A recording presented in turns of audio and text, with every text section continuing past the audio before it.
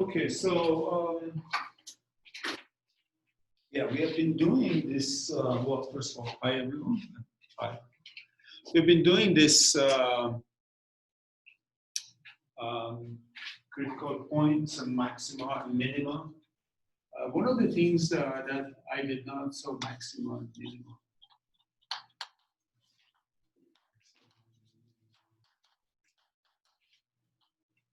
I mean, I think you know that these are called extremum or extremum, and well, we also had the critical points. We had quite a few concepts actually. So one of the things that we discussed was the idea of local maximum and local mean. Now, today we want to discuss absolute maximum and absolute minimum and see what we can do about that. So today is absolute maximum. And of course, there will be other things as well, but just absolute maximum.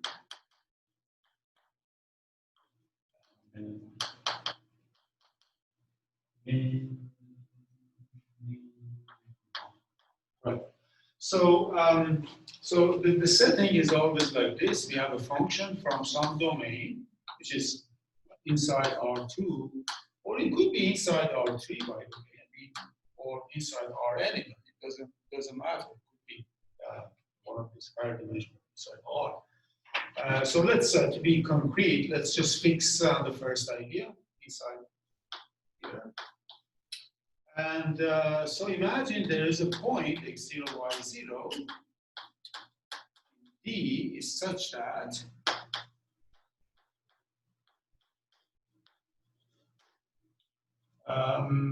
so imagine you have found a point in D such that f of x0, y0 is bigger than or equal to f of xy. Now for all x and y in D, for all. So am I allowed to write this symbol? You're okay with this, right? For all x and y belonging to D.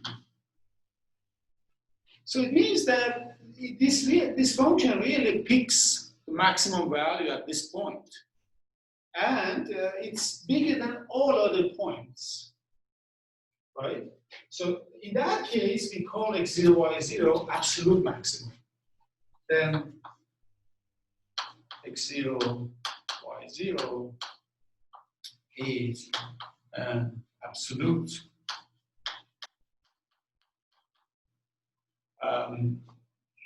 maximum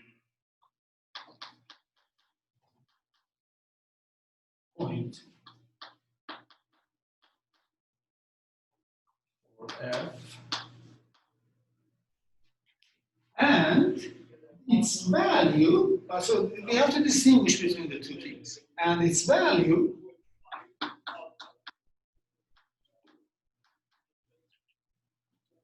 f of x0, y0 is the absolute maximum of the function at that point. It's the absolute maximum. You see, you have to be careful.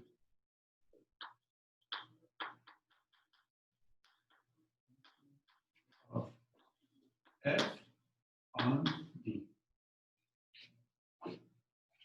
Okay, so we have two things. There's a point, which is x0, y0, where this function is obtaining or attaining or reaching this value. And this value is the maximum value. And this point is the point at which the function achieves its maximum. So we have to be kind of careful and distinguish between them. This is a value of the function, it's a point in this domain. So let me give you a simple example. So consider f of x and y equal to exponential of minus x2 minus y2. So this is the famous Gaussian function in two variables, right? So this is a Gaussian in two variables. Okay, consider that function. Now, we want to make sure that actually the maximum value, so x and y, first of all, domain D is all over R2. So, okay, it's all over R2, all of the plane. And we want to make sure that we understand why the point, the origin, is the point where this function picks up the maximum value. And the maximum value is actually 1. We want to make sure that we understand this. So let's do it. I mean, if you try to graph this function, everything will be made clear to you. If you try to graph it or imagine the graph.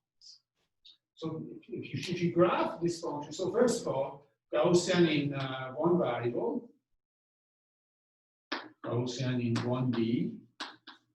So this was like the function f of x. I mean, we have seen this in probability theory or other courses, minus x2, for example. It's of this form, right? Bell-shaped curve, the famous bell-shaped curve. Okay.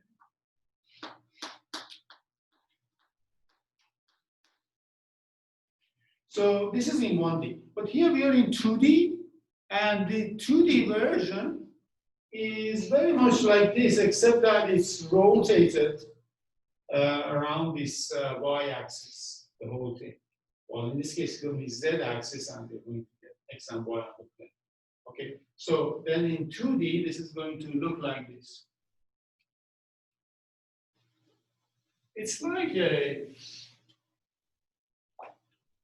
mountaintop with sharp decrease away from the origin.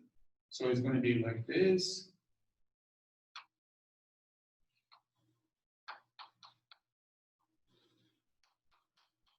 So I'm just graphing this.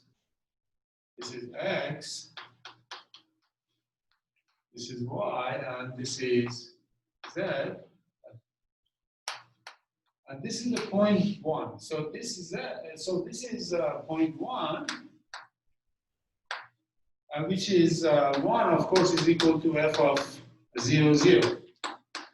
Is equal to minus 0 square minus 0 square, which is 1. And if you look at the values of this function, you see that away from 0, it's going to drop because you have exponential of something negative. An exponential of negative numbers less than 1. So this is definitely going to drop. Your distance from the origin is bigger than 0. This quantity is less than 1. This quantity is less than 0. It's going to be negative. So it's going to be the whole thing is going to be less than 1, and so on. So that's why we can say that, okay, so you can draw the conclusion that 0, 0 is the point that this function achieves its maximum. So I would say f of xy achieves its absolute maximum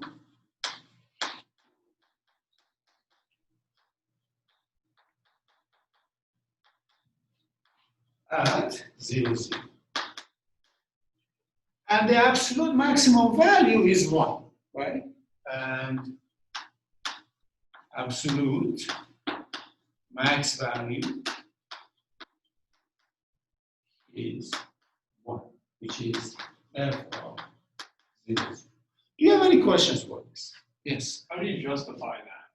How do I say that? You just said that 1 equals f at 0, 0. Yes. How do you justify that 1 is the absolute maximum? I mean, I know it's kind of obvious because it's a Gaussian, but if it wasn't, how would I justify? Well, then we have to use methods. Yes, we have to use methods. We have to do a critical point analysis. We have to do this second derivative test and all these things. Yeah. And we also have to know from some point of view that actually this point exists, because I'm not I didn't say that this point necessarily exists. The point that absolute maximum is going to be achieved necessarily exists. Right? We have to know in some cases that this point exists. And I'll write down the exact conditions. It's because it's actually your book. Okay, so this was a good question. Any other questions? Okay, so now there is one case where we know for sure that there is going to be a maximum and absolute maximum and minimum point. So, and that's the case where this domain D is a closed and bounded set.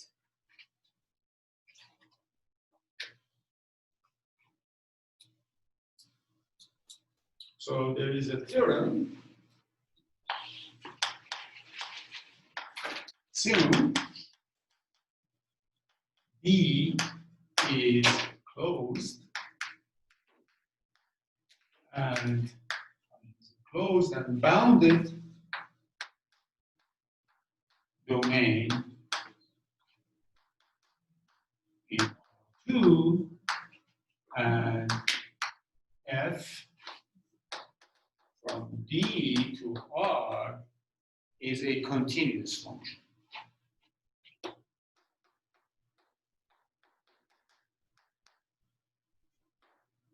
Okay. Then there is a point where which is the function achieves its maximum. Then there exists a point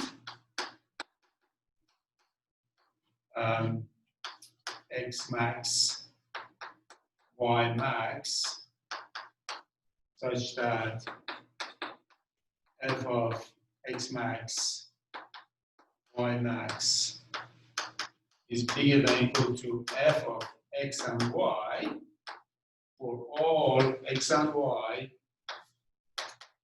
belonging to D. So this is the maximum point, and this is the absolute maximum point, and a point x min and y min, such that f of x min minimum, y minimum is less than or equal to f of x y. Again, for all x and y.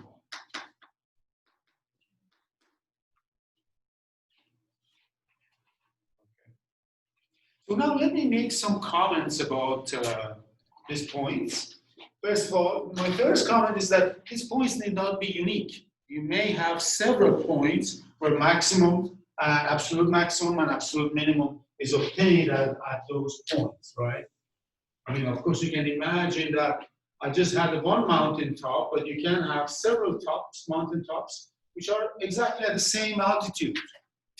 This can happen, right? It's easily can happen, and then in that case, of course, this point is not going to be unique. Same with bottom of the valley, which is the minimum, and this may not be unique, right? Okay, so note these points may not be unique.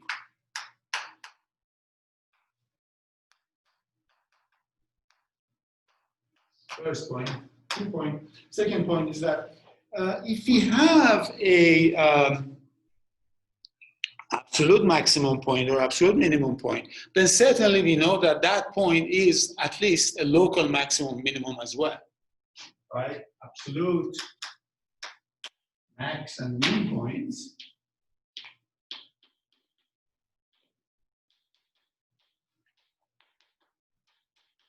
are local max and min points for sure.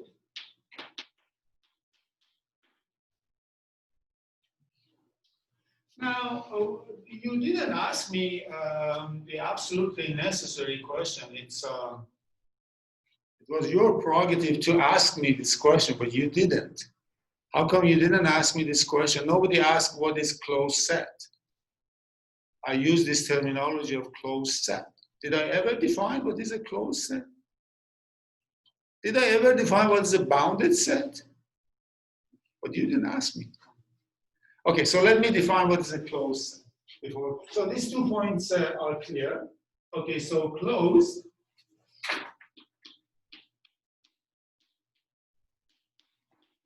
So what is a closed set? A set is closed if its complement is open. Yeah, I mean, that's D subset of R2 is closed if D complement, which is the set of R2, take away D, is open. But I remind you that I have already defined what open means, right? Open set is a set where every point you take, inside the set, there exists a small disk that's completely inside that set. So that's one thing, one definition. And what is bounded and is called bounded, we call it bounded if, well, bounded, I mean, the definition I'm going to give completely stands to reason. A set is bounded if it is inside some big disk, no matter how big that disk is, right? If there exists a disk,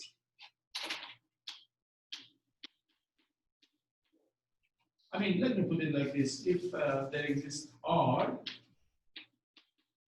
such that the distance of this point to origin is less than equal to R. Such that for all x in R, in D, norm of x is less than equal to R. Look, we are talking about this. So there is this disk. We don't care how big this disk is going to be. That's okay. As long as it is some infinite part of the space, this is called bounded. This D. So give me an example of a set which is not bounded. The R itself, or R2, for example, itself. Or could be something, maybe a small part. For example, you can have something like this event. This is not bounded. It goes out from minus infinity to plus infinity all the way. So this is not going to be confined inside some disk. So this is so R2 not bounded. This is my abbreviation, by the way, not bounded. So we have that concept. So these are two necessary conditions for this theorem to be true. If the conditions are not do not hold, then the theorem fails. Also, continuity of the function f is very important. So this is a theorem that you learn its proof in general topology courses. That's like third year mathematics courses. Yes? Could you explain a little bit more what the difference is between a closed set and bounded set? Like, do you have closed sets that wouldn't be bounded?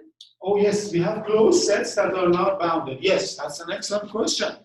Give me an example of a closed set that's not bounded. All of R2, for example. Why R2 is, well, first of all, we established that R2 is not bounded. Why R2 is closed? Well, what is its complement? Empty set, exactly. Its complement is empty set. And now why empty set is open? Well, empty set is open.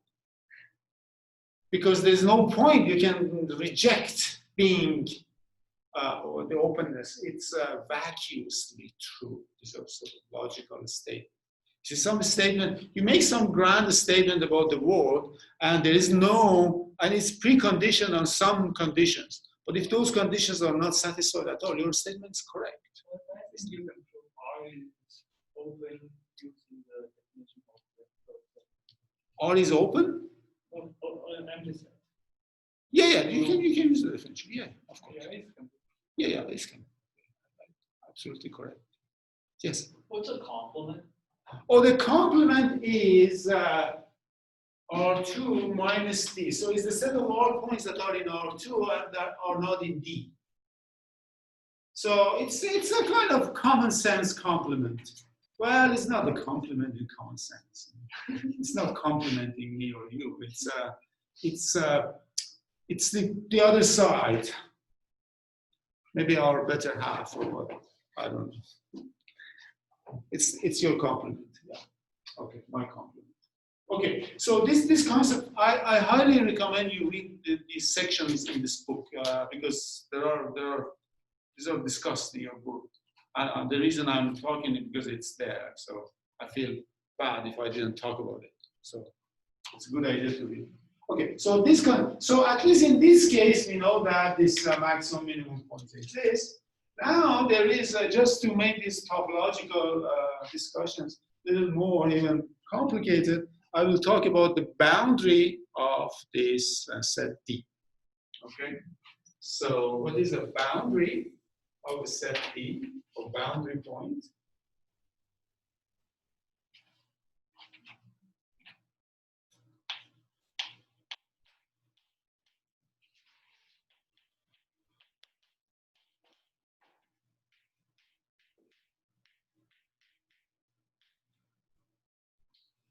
So a point xy belonging to R2 is called a boundary point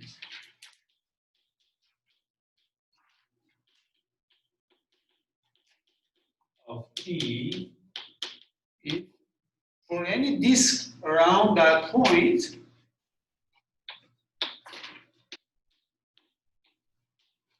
any disk of radius epsilon, disk say u epsilon of radius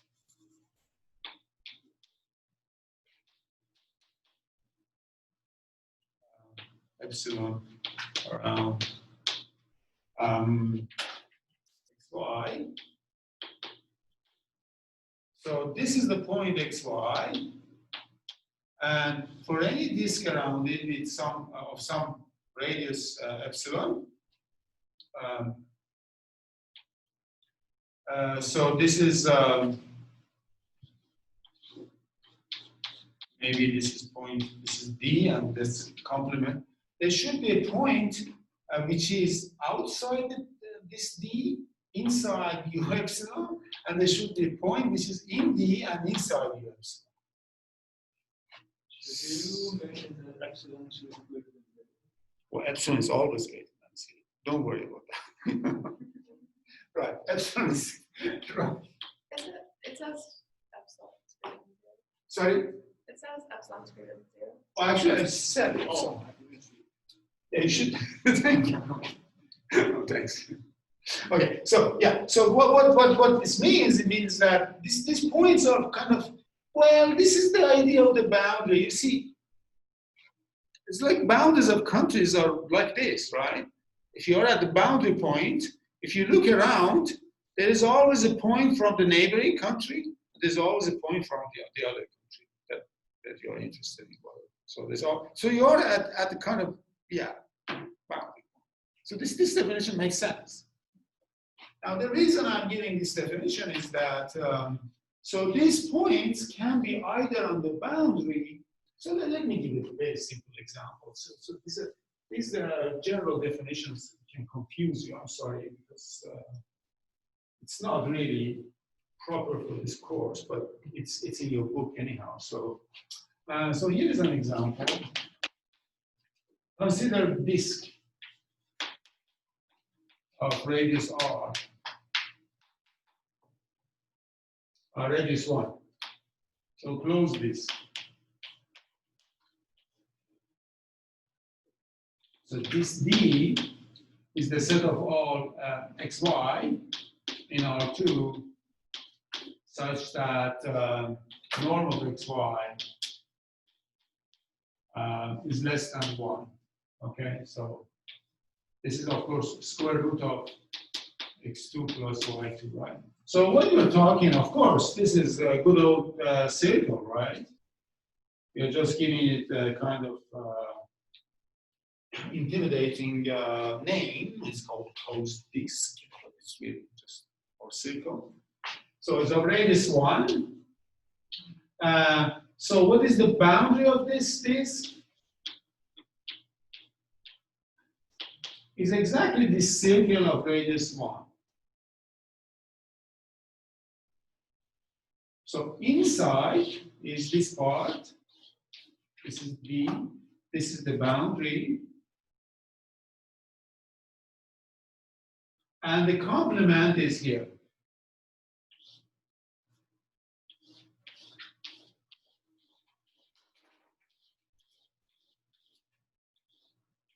That's the complement, right? So the complement has distance bigger than 1, right?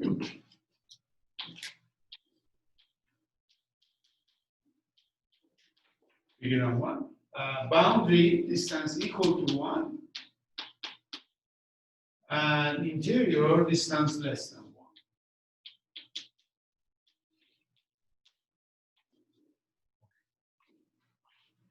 So this is a case that it's good to have this sort of situation in mind when we're discussing about this general condition, general definition.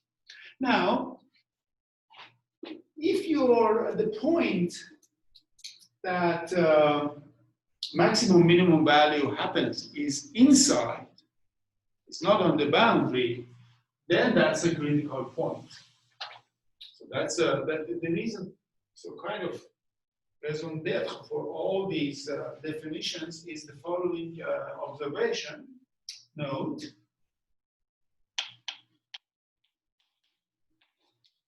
So if an absolute max or min point is in the interior inside D, i.e. is in D but not on the boundary.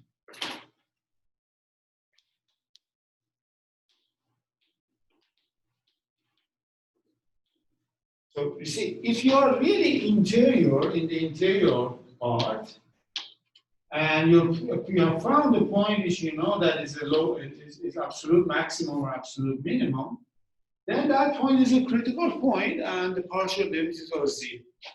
Then x0, y0. So let me put this x0, y0. Then x0, y0 is a critical point.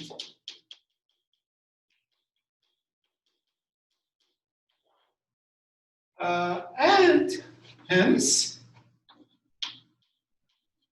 so we have the usual condition for these critical points. Partial derivatives should vanish at that point. Fermat's theorem, right?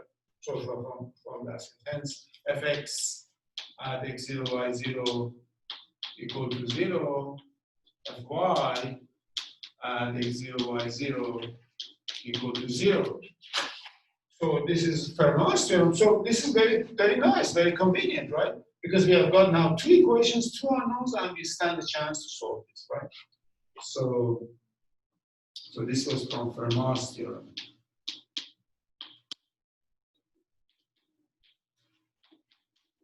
This condition. So if you are in the interior, if the point, which is the maximum, absolute maximum, absolute minimum, is in the interior, then we have a very effective tool to find that point, namely by solving 2 equations, 2 unknowns, which is a good way to. Of course, it might be difficult to solve, but we have at least a chance. Now, but if the point is on the boundary, then I cannot claim this. So everything breaks down, so you have to resort to different methods. And that's the whole point. So let me write it. But if x0, y0 is on the boundary of D, but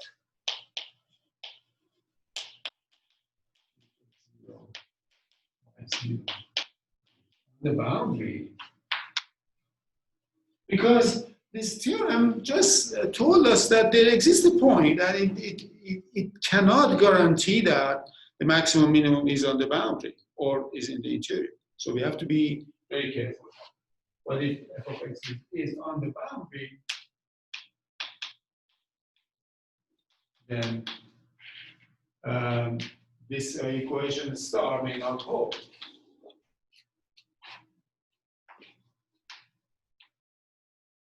I mean, that's a very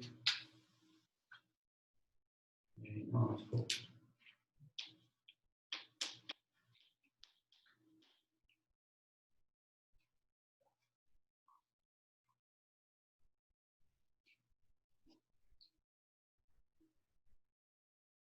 So let me give you an example. Any questions? Okay. So let me give you an example now that hopefully will kind of clarify even more.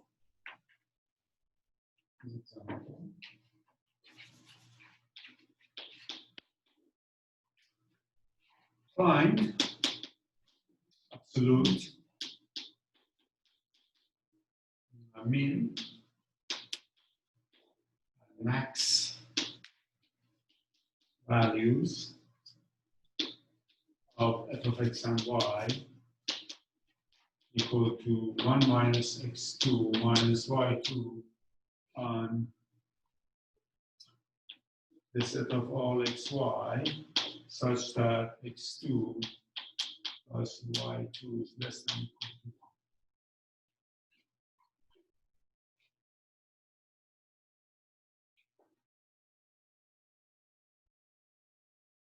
Okay, very good.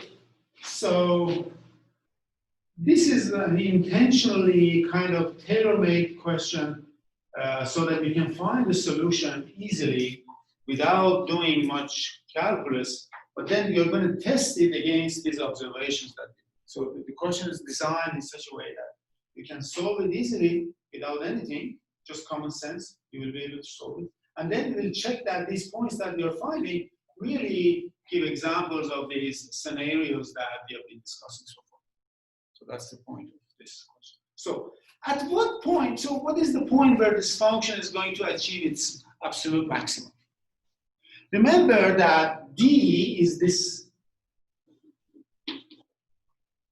disk of radius 1, closed disk of radius 1.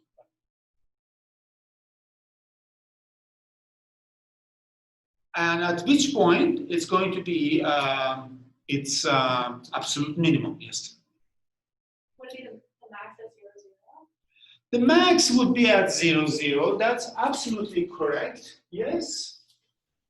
I mean, at any other point, you're going to have something strictly positive subtracted from 1, and then this is going to be less than 1, right? So that's common sense. There's, yeah, just noticing that, and that's okay. So exactly as you said,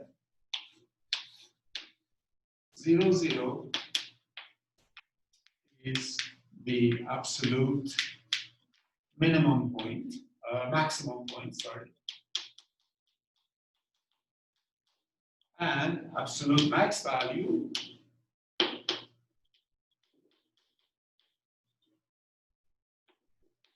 of 0, 0 is equal to 1 minus 0 is equal to 1. So that's plain, that's obvious.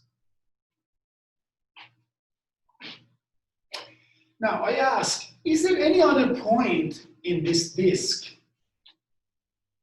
where this function achieves its absolute maximum? Are there any other points? Because I said that there may be more than one point. Is that the case here or not? Are there other points where this function is achieving its absolute maximum away from 0? No. Because everywhere, if you are away from 0, you're definitely going to drop. So you just go down. Okay. So very good. So we have a good understanding of the absolute max situation. What about the absolute minimum?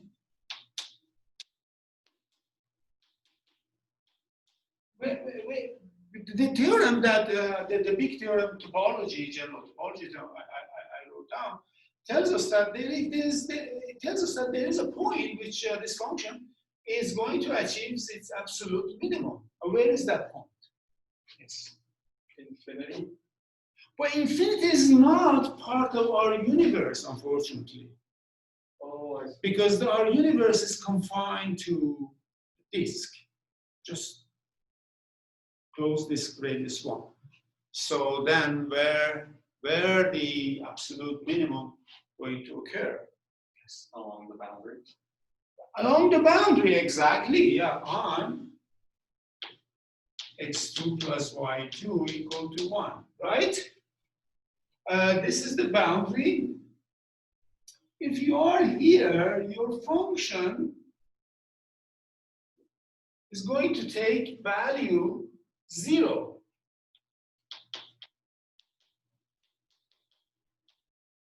F of xy equal to 0. Absolutely correct. If you're on this boundary, you're going to take the minimum possible value for the function f on d, which is going to be 0. But notice that how many points we have found. You have found infinite number of points at which the function is attaining its minimum and its absolute minimum. So the theorem actually, the theorem that said that there is going to be a point, but never said that there's going to be a unique point, and this kind of drastically shows that actually it could be infinite number of points where this function attaining its absolute minimum. Very good. Now, is it true that partial derivatives are 0 at 0? So this is where we are discussing different scenarios, right? So my next question is that, is fx 0, 0 equal to fy 0, 0? So equal to 0. So the partial derivative test. Is it true at this point, at the origin? Yes, it is true.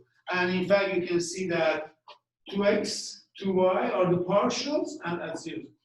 And this kind of verifies what we stated in general. This point is an interior point. This point is interior, and because it's a local, not local, it's an absolute minimum, so this absolute maximum, sorry, functions. But what about on the boundary?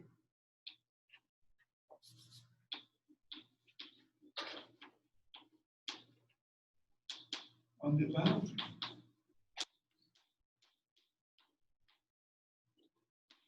Is it true that the partial derivatives on the boundary are 0? No. You're shaking your head, yes, absolutely. But why? We have to test. So let's take partial derivatives and see if our goals are 0 or not.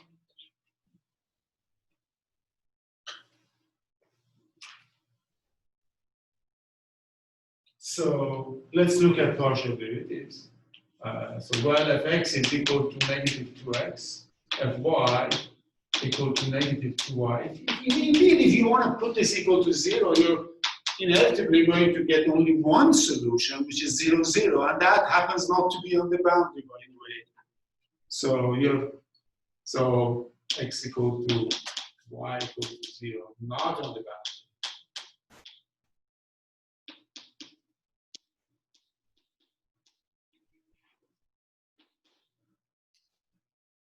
So yeah, this example is a simple example. Why? Because the graph of this function is very simple. It's a kind of, what is this function? By the way, yes, what is this? What is the graph of this function? Yes. Can you tell me what's this? So basically we are looking at graph of z equal to 1 minus x2 minus y2, right? Yes. Is that a hemisphere? Is it a hemisphere? No. No. It would be a hemisphere. I know why you guessed. If it was Z2, that would be absolutely correct. But in this case, there is just one level. So what kind of shape is this? Yes. Ellipsoid? Is it ellipsoid? No, because it doesn't have. Then Z has to be squared, but that would be hemisphere. That basically that was.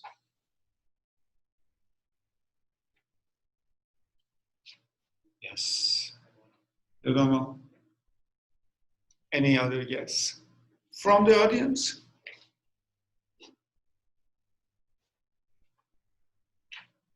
What was elliptic paraboloid?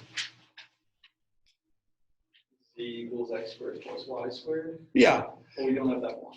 No, but it's similar to that. It's just inverted. It's just inverted. So nobody said that those are going to be just that. You know, signs could be. So let me draw this, and you see that it's. Yeah, this is a good example, by the way. So here is this guy.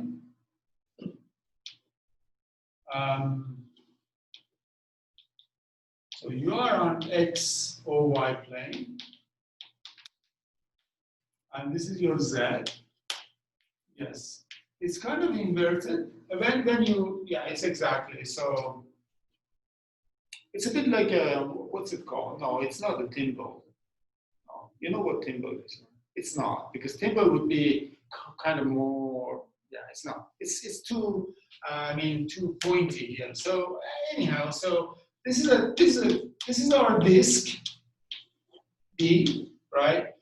And this is our curve is one. I mean, our surface one, and that's it. So this is an elliptic paraboloid. Well, it should be called circular paraboloid. It's because it's the two things are completely symmetric, but that doesn't matter. There was a general definition: elliptic paraboloid. Of course, it's called paraboloid because it's first order exact. And the rest is just inverted.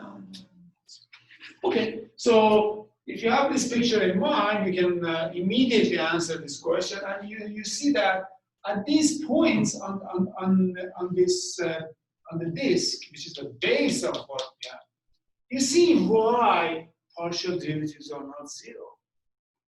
This function is going down. I mean, the tangent plane at this point is not parallel to xy plane. It's kind of making an angle with the xy plane. So this cannot, partial derivatives at this point can never be zero, cannot be zero. Nevertheless, it's an absolute minimum point for the function. So absolute minimum point or maximum points are critical points if they are in the interior of your domain. If they are on the boundary, then they are not necessarily critical. So now this kind of begs the question. So how am I going to find those critical points, those absolute maximum mean points, if they happen to be on the boundary? Because this is our primary tool, right? Just write down equations and solve them and da-da-da. That would be kind of, but this is, we don't have access to this tool if you are on the boundary. What can we do if you are on the boundary? Well, on the boundary, we have to do other kind of observations or methods, but the primary tool now on the boundary is going to be to use Lagrange multipliers, which is going to be the next topic. So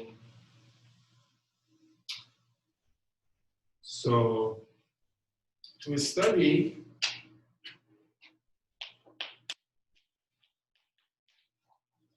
max and min points,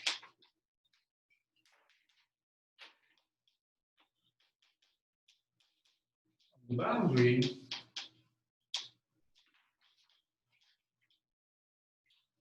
we usually, but not always, but in these cases we could solve the problem without much, right? This was an easy case, but not always.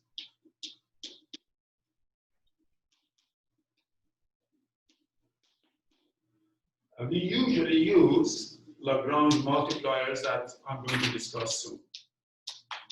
Lagrange multipliers method.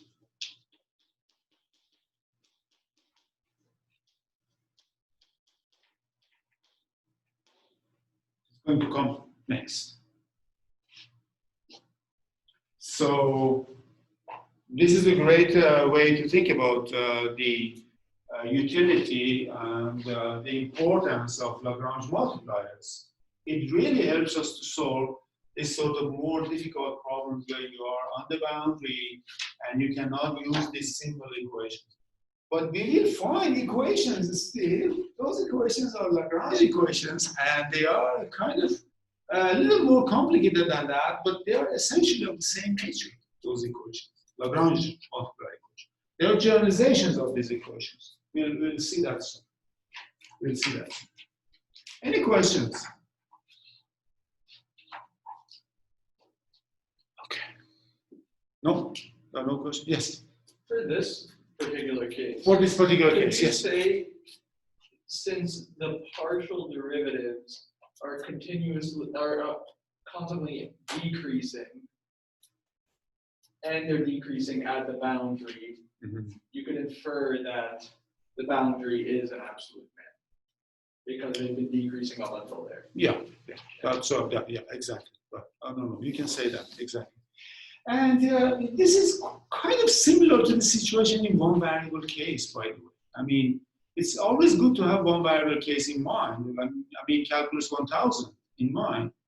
Why? Let me draw one graph that will clarify everything for you. So, why is that? Well, I mean, look at this. Okay. So imagine you have a function which is like this.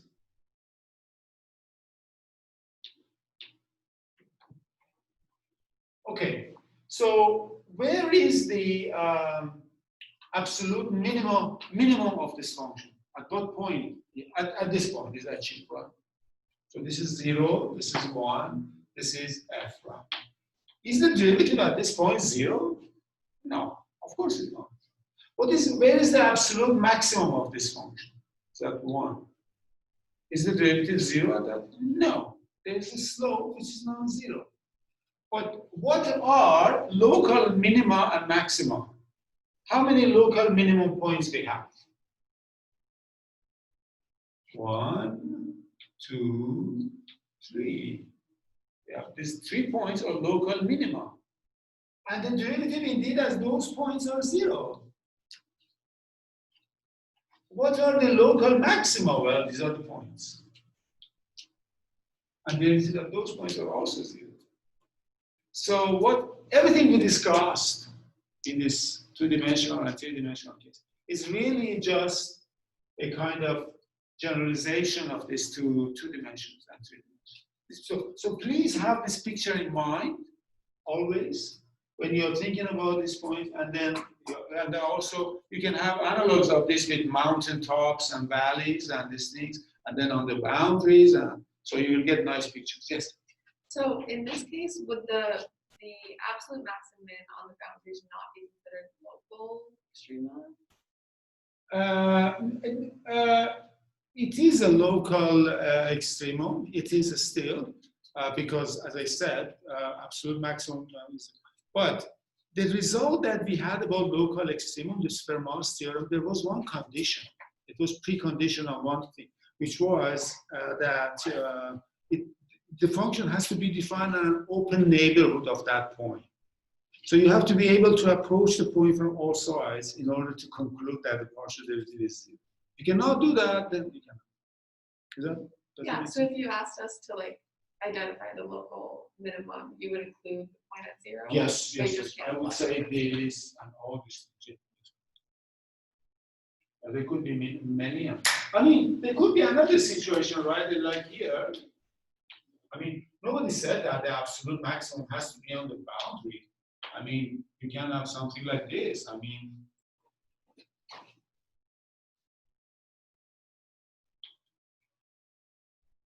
here, for example. I mean, absolute minimum is here, happens to be interior. It's a lucky situation. Absolute maximum here happens to be interior.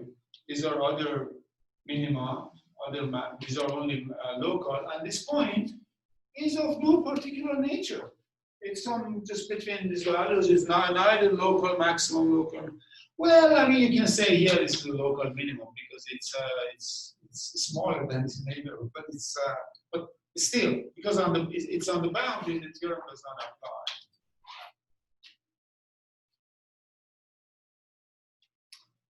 Okay, so I was going to give one more example and then move to Lagrange multipliers, but it's time to maybe take a rest for the rest of the day or whatever. I mean, as far as the course goes, so this lecture goes. So, any other questions, comments? Yes. Oh, nothing. Okay. Sure. Thank you. Okay, so I'll just stop the video, pause. Okay.